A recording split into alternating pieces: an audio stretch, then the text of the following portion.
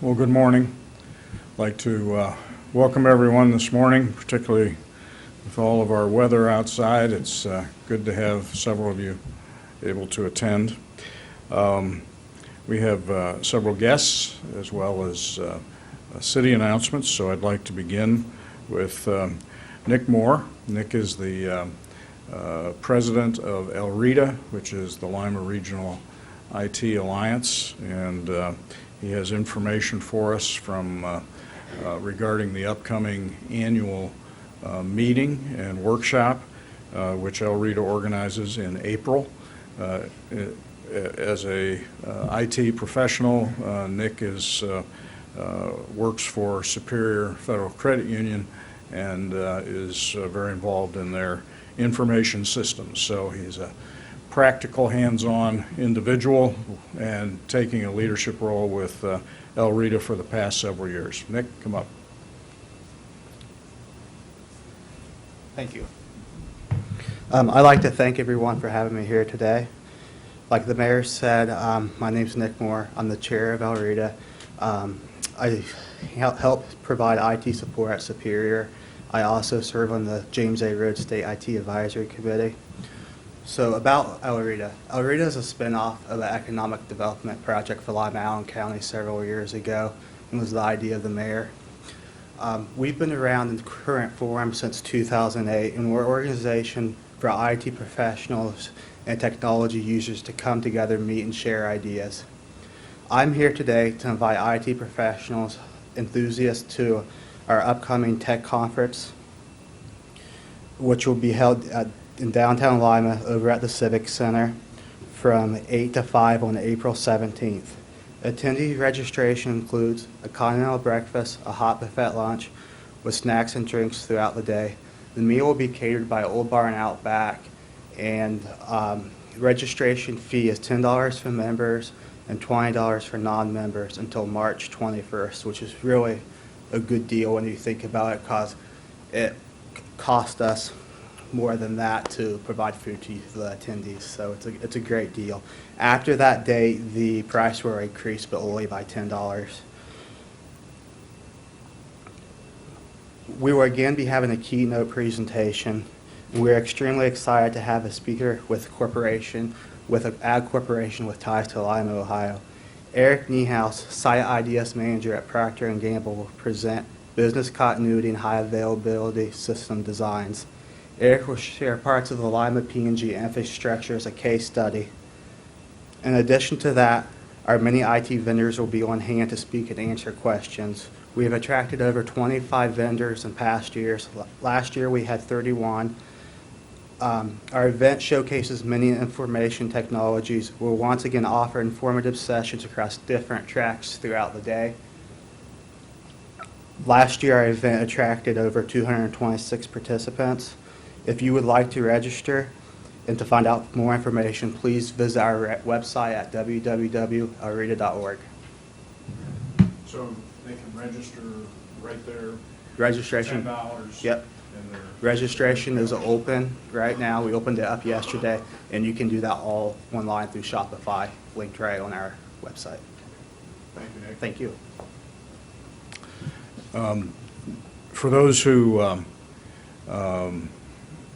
wouldn't be familiar necessarily with the term business continuity, let's everybody get in their mind Joplin, Missouri, and what happened in that community as the tornadoes hit. It essentially wiped out an entire path of residential, commercial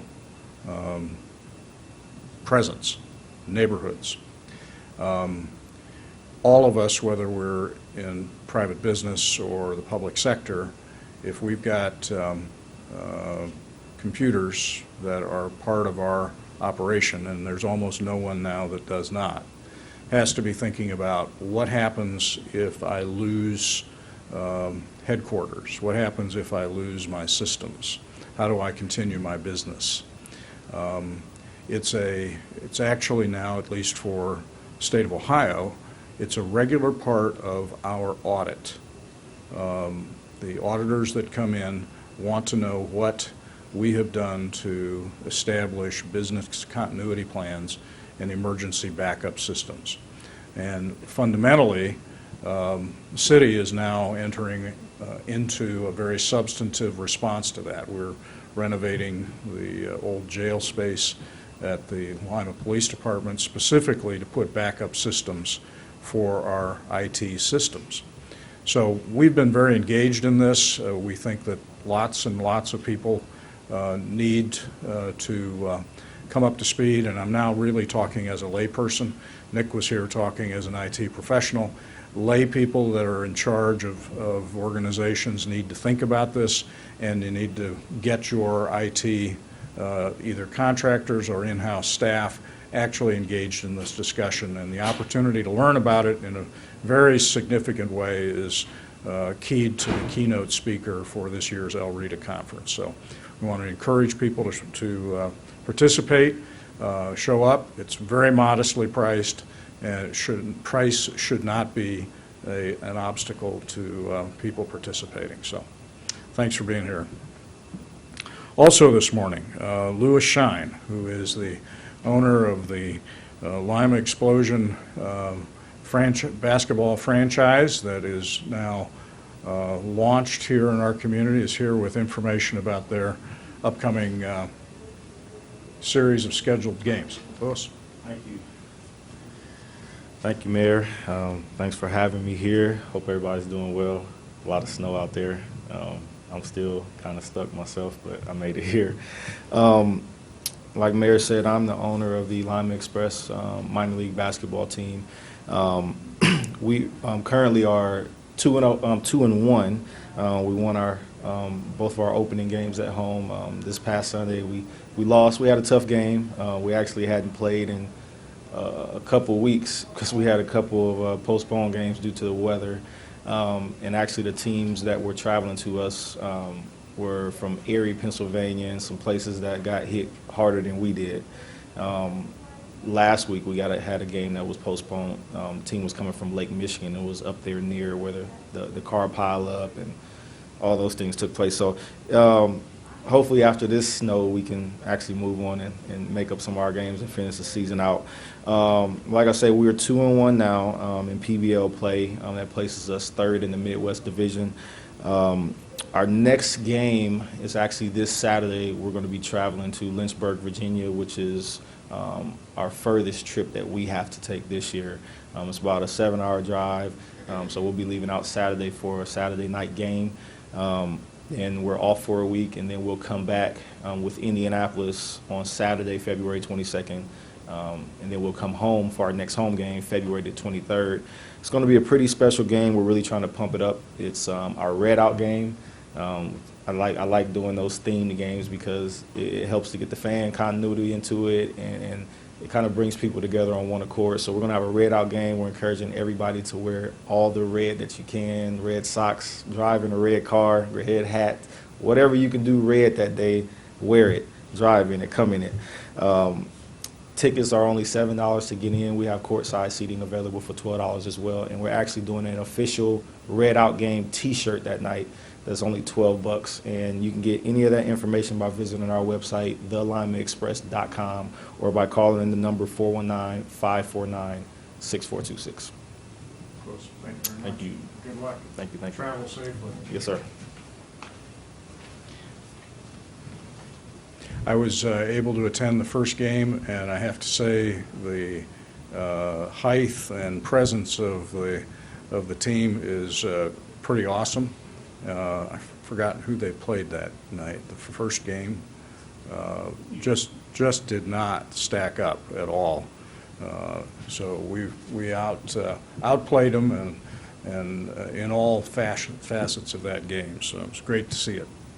Also today, Gina Chiapazzi is here with Limaland Comedy and with an announcement about their activities. Hi, thanks for having me. Yeah, so we have some exciting news that we're starting a weekly comedy show at Kem's Restaurant inside of the Holiday Inn out by I-75. So obviously a really classy establishment And it's a free show that will be starting next Thursday, and it will be every week. And it's a showcase show, so it'll feature up-and-coming comedians from all around the Midwest. We've had people coming in as far as Indianapolis and Cleveland. So definitely, it's a nice chance to get a taste of what live stand-up comedy is about and support local business by supporting Kem's Restaurant inside of the Holiday Inn. And it's a great way for us to honor Phyllis Diller, who, as we all know, is a Lima native. So kind of get back to our comedy roots, and especially with weather like this, who doesn't want to have a good laugh? You can get more information about the show at www.limalandcomedy.com. And as I said, tickets are free, so that gives you more money to spend on some of the delicious food that they have there, because I've had it and it's really good. So what time are the shows? Showtime is 8 p.m. sharp. Very good. Great. Thank you very much. All right, thank you. And Saul Allen is here, bright and shiny and bringing warmth into our lives as he and his crews are out pushing the snow around today. Saul? I'm not sure if we're pushing the snow or the snow's pushing us at this point. Just want to let people know we have been out since the snow started yesterday. We still are concentrating as of right now on primaries, meaning streets that are heavily traveled. We're probably going to be concentrating on those through this afternoon.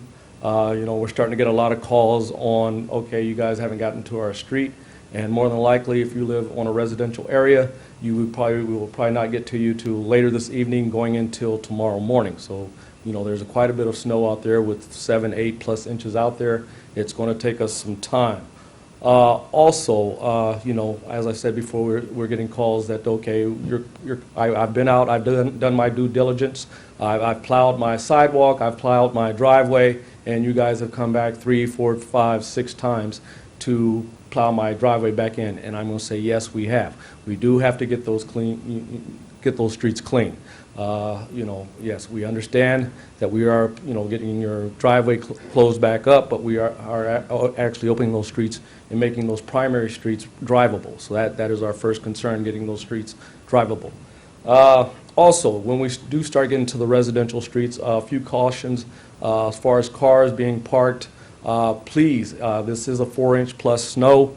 What that means in the city, if it's 4+ inches, if there's parking available on both sides of the street, today being the 5th, you should be parking on the odd side numbered of the street. If let's say a resident has a address of 125, you should be parking on that side of the street. If it's on 126, you should not be on that side of the street parking if parking is available on both sides of the street. And really, I keep mentioning that because, a lot of times we have, cars just trying to park, and if we can't get in there where we have 2 cars side by side, that's the issue we'll start seeing. If guys turn, look down that block and cannot get a truck down there, we will not plow that street. So if you can move it to one side of the street, so we can actually get a truck down, that would be very helpful. Like I said, I hate for someone to have their street missed because we were in your area, we looked down the street, could not get a car down there, and we moved on. And I do stress that because I know 2 weeks ago we did have an accident where a guy did take a chance, cars parked on both sides, and he did hit a car. So we're not, if they look down there and in their judgment they cannot go down the street, we will not make it down those streets. So I do want to make sure people are doing that. I think that's it. Like I said, we probably won't get into secondaries, residentials, until later this afternoon, evening. It may go into the morning. We are planning for, right now, 2nd shift and 3rd shift guys to be in, continuing to plow. If you have any questions, feel free to call Street Department 419-221-5165. Thank you. How are we doing on salt? Doing fine on salt. We do have some issues as far as supply problems, but we have salt available. With the snow, we're trying to get a lot of the snow plowed down before we try to use a lot of salt right now. So. Yep. This is an unusual year. We were at, very seldom have we had winters where we've had this many snowfalls. And now we've got not just a little bit of snow, we got a lot of snow. So I think folks are getting irritated. Tempers are beginning to flare. So the phone calls that we're beginning to get are a little bit obscene. We need people to understand that there are legitimate issues of public safety that we're trying to deal with here. We want to make it as safe as possible. We're going to clear the streets as best we can, and if that covers up your driveway, we apologize. There's nothing we can do about that. So we're asking folks to cooperate, be of good mind and cordial. We're also asking people to take seriously their responsibility and clear their sidewalks, help their neighbors. We had a terrible tragedy here in Allen County recently with folks dying in a home that was without heat. We need people to be checking on their neighbors and reaching out because there is real danger that occurs in this kind of weather. So whether it's the police, the fire department, our street crews, our utility crews, everybody's on the job, everybody's doing their work. We're trying to keep the community safe, trying to provide for the kind of travel that everybody wants to have, but it's going to take us a while to get through the city. And we're asking for everybody's respect and cooperation. Thank you all.